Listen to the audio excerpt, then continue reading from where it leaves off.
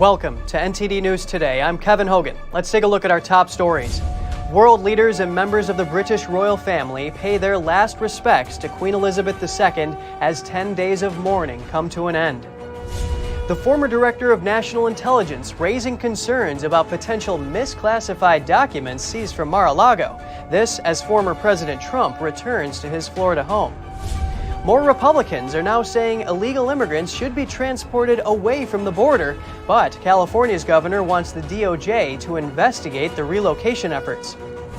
Hurricane Fiona causes an island-wide power outage in Puerto Rico before spinning to the Dominican Republic. Find out where the hurricane could go next.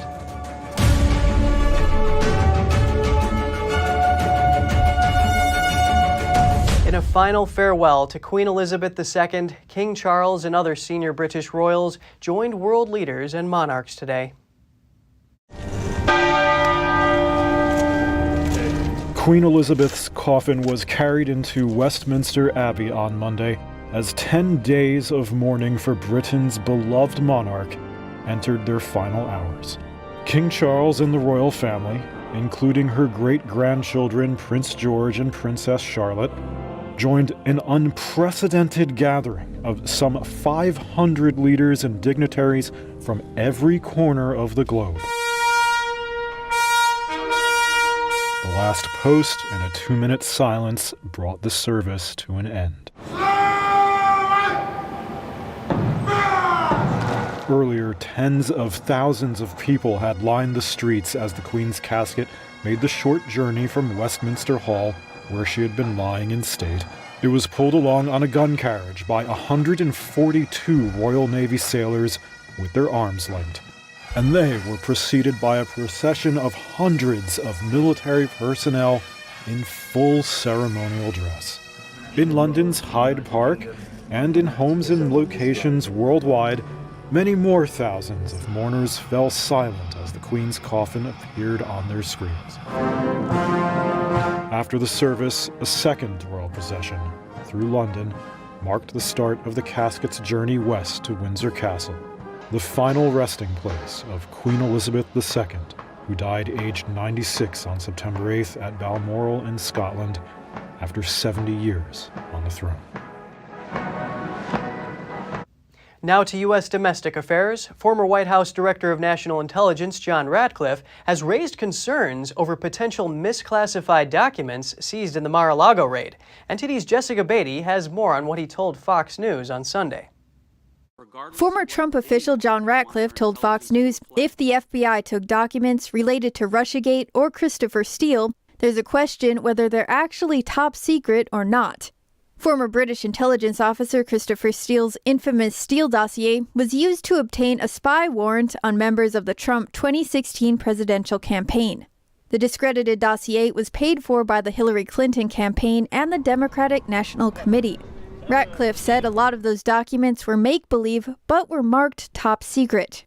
They're going to have to look at documents that were marked top secret to determine whether or not there really was any national security information in there of any value. I can tell you from personal experience that many of those Russiagate documents were not top secret, although they were marked that way. Ratcliffe's comments come after senior judge Raymond Dearie was appointed special master. He'll review the documents to see if anything should be shielded from the DOJ probe. Ratcliffe said he thinks Judge Dearie's a good choice because, in his words, Dearie's been taken advantage of by the FBI and will likely not take the DOJ and FBI assertions at face value. Dearie previously signed off on warrants the FBI used to surveil a former Trump associate. A former FBI lawyer later admitted to doctoring an email that was used to support the surveillance warrants.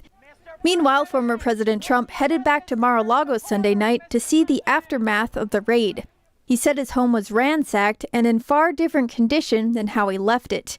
Trump was in New York City when the FBI searched his Florida home. They seized over 11,000 materials, including about 100 documents marked classified or top secret. Trump has claimed he declassified those documents. Jessica Beatty, NTD News. Turning to Hurricane Fiona, parts of Puerto Rico are still without power after the storm caused an island-wide power outage along with life-threatening floods. The hurricane hit the Dominican Republic this morning. It hit the Dominican coastal town of Boca de Yuma with maximum sustained winds of 90 miles per hour. It's moving northwest at 8 miles per hour and is set to travel over the eastern portion of the Dominican Republic and then emerge into the Atlantic Ocean.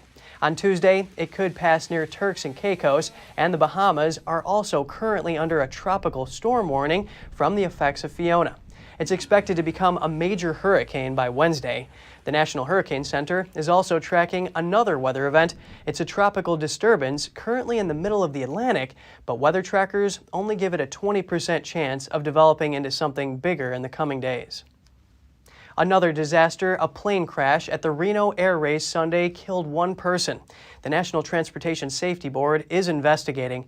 Take a look at this image. That's smoke rising from where the plane crashed. According to the Reno Air Racing Association, only one plane was involved in the accident. In a tweet, the Racing Association says the pilot was killed. It went on to say they've suspended the national championship air races for now. The question about what to do with illegal immigrants continues. Republicans say more buses should be sent, while more Democrats join their colleagues in condemning the relocation efforts. More Republican officials are supporting the relocation of illegal immigrants by GOP governors. Texas Lieutenant Governor Dan Patrick said on Saturday that the Lone Star State will continue the transportation. Patrick told Fox News that they've been dumping people in America for a long time. And now Texas is saying we're fighting back. We're going to send them to your neighborhood, and we're going to keep those buses coming until finally this administration wakes up. He says Texas is now spending around $4 billion a year on border security, which is 10 times the normal amount of around $400 million. Meanwhile, New York City Mayor Eric Adams says more buses from Texas arrived in the Big Apple on Sunday. We received a minimum of 6 buses early this morning. Over 11,000 individuals, asylum-seeking migrants, have come to the city already. On Saturday, Adams condemned the relocation efforts, using the example of a man who was on one of those buses. Placed on a bus and traveled 45 hours without medical care, food for his children. He stated that he was afraid. However, Senator Ted Cruz says the cartels and smugglers' poor treatment of migrants is cruel and dehumanizing. He suggests stronger border policies would prevent their mistreatment. On Twitter, the Republican senator urged Governors DeSantis and Abbott to send illegal immigrants to Rehoboth Beach, Delaware, Palo Alto, California, and Nantucket, Massachusetts, all of which are wealthy Democrat-led areas. California Governor Gavin Newsom also joined the back and forth between the two parties, tweeting that he wants the DOJ to investigate the relocation efforts. He sent a letter to Attorney General Merrick Garland, writing that clearly transporting families, including children, across state lines under false pretenses is morally reprehensible, but it may also be illegal. About half of the buses arriving in New York in August and September were from Democrat-run El Paso. Meanwhile, the illegal immigrants who arrived in Martha's Vineyard by plane from Florida are now at the military base on Cape Cod. Some locals said they can't stay there due to a lack of work. However, the island's newspaper listed more than 50 job openings, including from a supermarket that is known for needing workers. A report issued last month from the Federation for American Immigration Reform found that almost 5 million people have entered the U.S. illegally since President Biden took office. The mayor of El Paso, Texas, defends busing thousands of illegal immigrants to New York City. He says it's to ensure they don't end up homeless or hungry. Oscar Leeser is a Democrat who served as mayor from 2013 to 2017 and was re-elected last year. He said that nearly 2,000 illegal border crossers arrived on Friday and that those numbers are continuing to increase. Leeser said in an interview on ABC's This Week that city officials communicate with the illegal immigrants and then treat them in a humane way.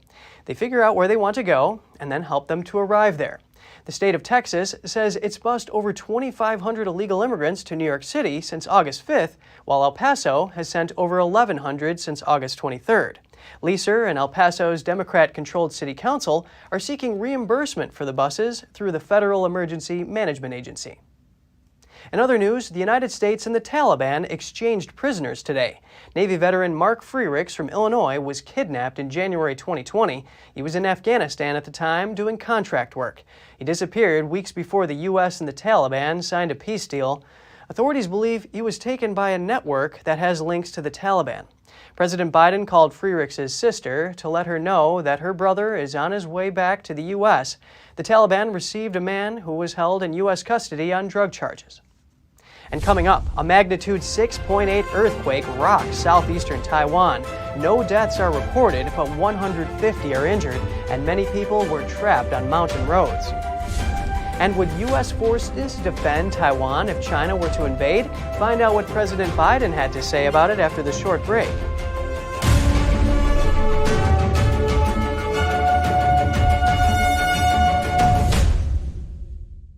Hello, I'm Mike Lindell, and due to your incredible support, the original My Slippers are almost completely sold out.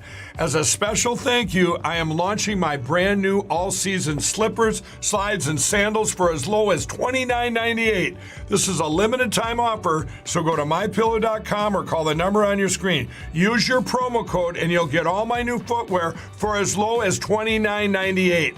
My all-season slippers are made with my exclusive 4-layer design that you won't find in any other slipper. They're finished with a breathable fabric so you can wear them all year round. And my new slides and sandals are made with patented impact gel, making them ultra comfortable and extremely durable. I guarantee they'll be the most comfortable footwear you'll ever own. So go to mypillow.com or call the number on your screen now to get your very own all-season slippers, slides, and sandals for as low as $29.98 with your promo code. This is an introductory offer and it won't last long, so order now. Welcome to RenBiz.com, the education and career program where parents rule. We replace public schools and universities. We are for ages 6 to 100. Never any big student loans with us. You graduate with a traditional diploma, a university degree, and your own family business. Adults returning to obtain better careers. Parents looking for better academic and career opportunities for their kids. At Business Occasion, you spend 50% of your time on traditional education and 50% on business education, including setting up your own family business. Learning is in your small, in-person pods of 6 to 10 students. At Renaissance Business Occasion, aka RenBiz.com, graduation means you have a degree and your own family business. Like education always should have been, a transition to getting a career.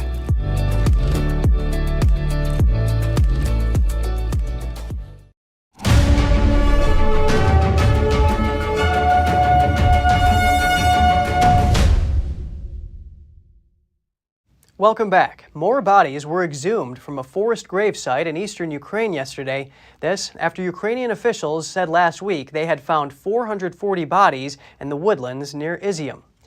Residents have been searching for dead relatives at the site where emergency workers began exhuming bodies last week. Authorities have not established the causes of death for those at the gravesite, though residents say some died in an airstrike. Ukrainian President Zelensky said that officials found a mass grave containing the bodies of 17 soldiers in Izhum and that some of the bodies bore signs of torture. Meanwhile, Ukrainian prosecutors have released images reportedly showing what they describe as torture rooms in the Kharkiv region. Ukraine says it discovered more than 10 of those rooms after the Russian retreat, along with alleged torture devices. A magnitude 6.8 earthquake hit the sparsely populated southeastern part of Taiwan on Sunday. The quake derailed train carriages and trapped hundreds on mountain roads. A 6.8 magnitude earthquake hit Taiwan on Sunday, according to the island's Weather Bureau. The tremor derailed a train, caused a shop to collapse, and trapped hundreds on the mountain roads. The Weather Bureau said the epicenter was in Taitung County, which is a sparsely populated southeastern part of Taiwan.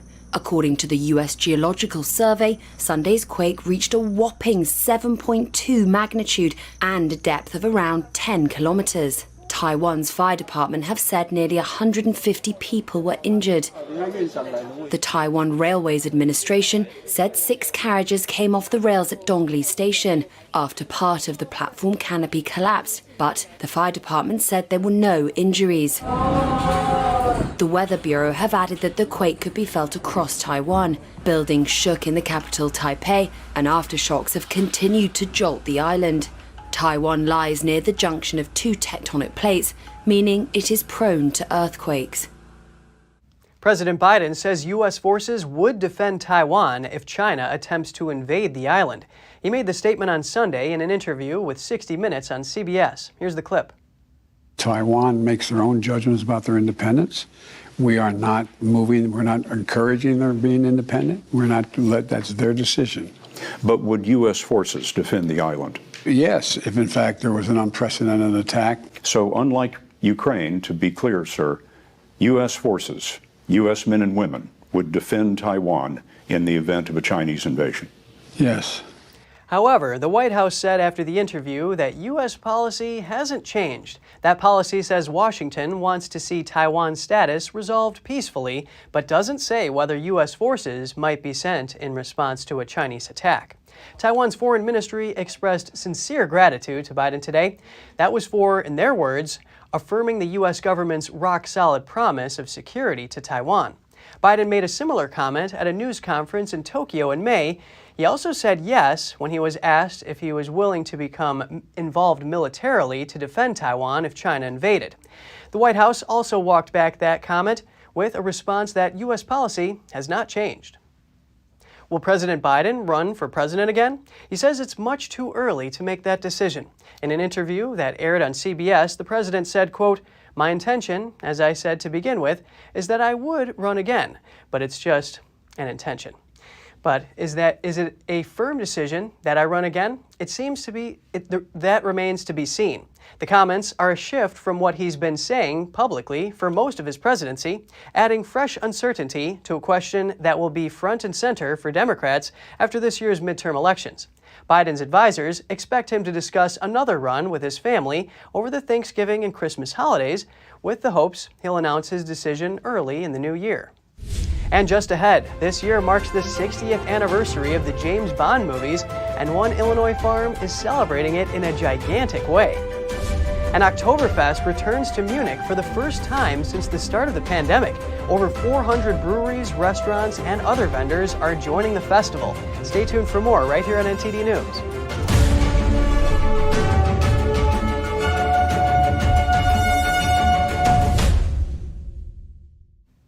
This year marks the 60th anniversary of James Bond movies. A farm in Illinois is celebrating the occasion with a corn maze. Here's the story. George Richardson says he has the world's largest, most intricate corn maze. It's in Illinois and has a James Bond theme. Richardson is the co-owner of Richardson Farm. He says the 28-acre maze with over 10 miles of trail is fun and challenging. Up on the left side of the corn maze, we have the faces of, help me out, Roger Moore.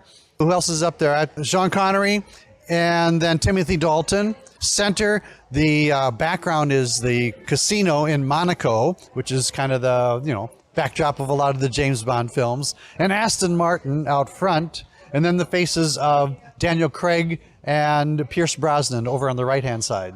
You actually solve the maze by finding the checkpoints. And everybody gets a map. The tricky part is when you're out in the cornfield and on a 6-foot wide trail, figuring out which trail you're actually on gets to be challenging. To complete the maze, visitors must find 24 checkpoints. Ash Berger took the challenge.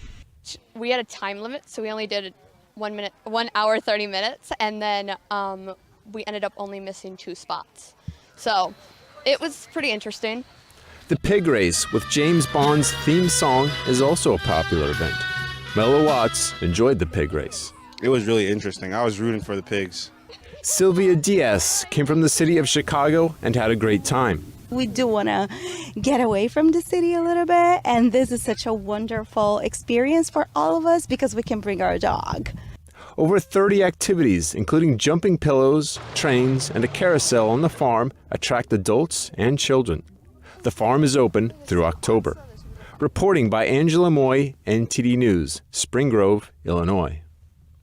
Oktoberfest is in full swing in Munich for the first time since the start of the pandemic. NTD's Andrew Thomas has the latest on the German festival.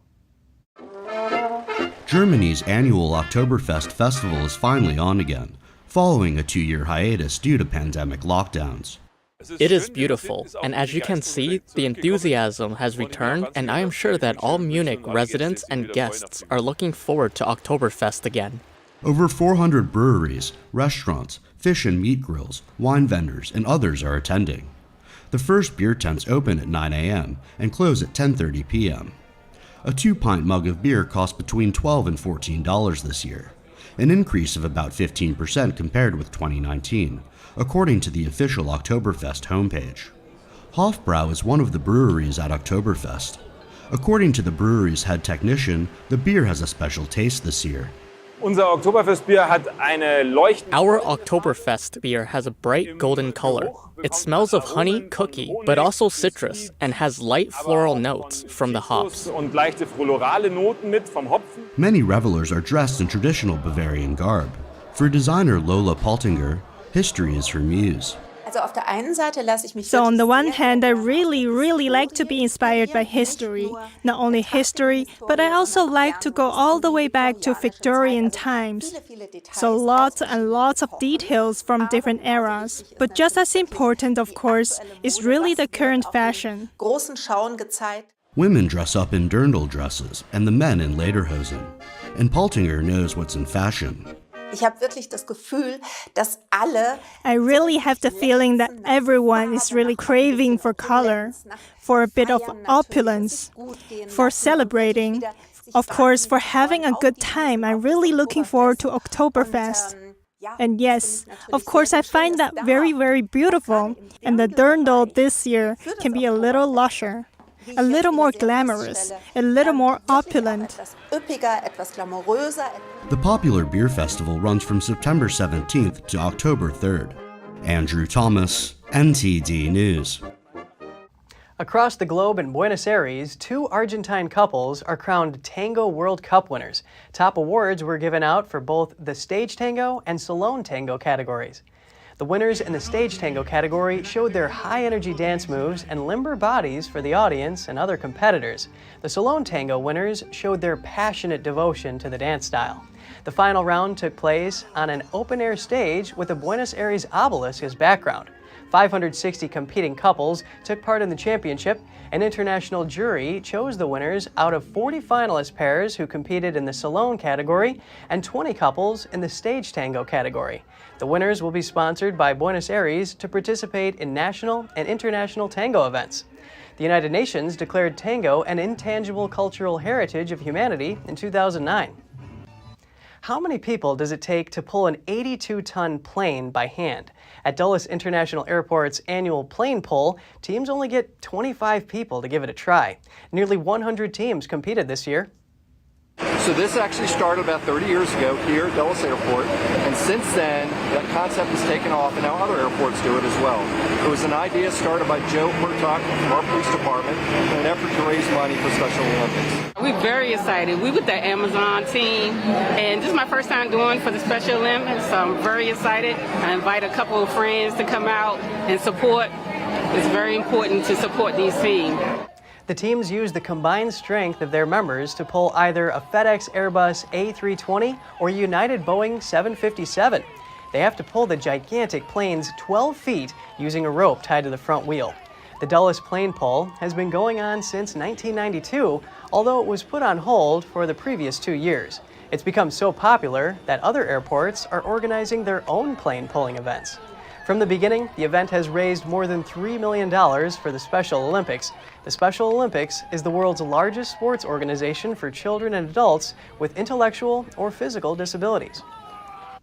That's all for today's program. We're really glad to have you with us. Please send us an email if you'd like to tell us something. We're going to put it on screen. For podcasters, that's news.today@ntd.com. I'm Kevin Hogan, NTD News, New York City.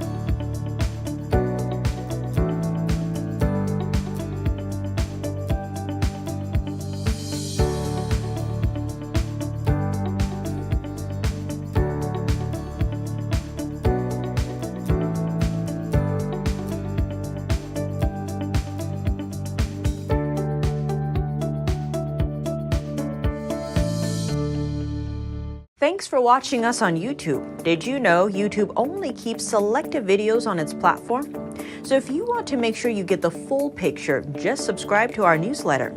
Go to newsletter.ntd.com and sign up. It's free.